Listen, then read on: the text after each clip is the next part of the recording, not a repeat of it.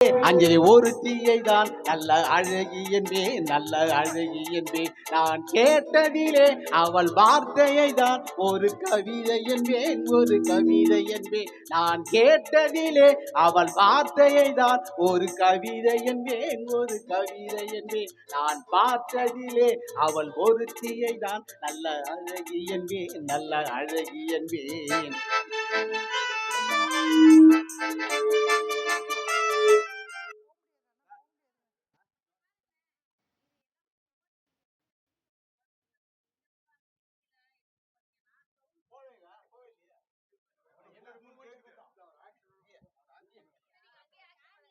சரி சரி சரி சரி இப்ப புரிஞ்சுச்சா?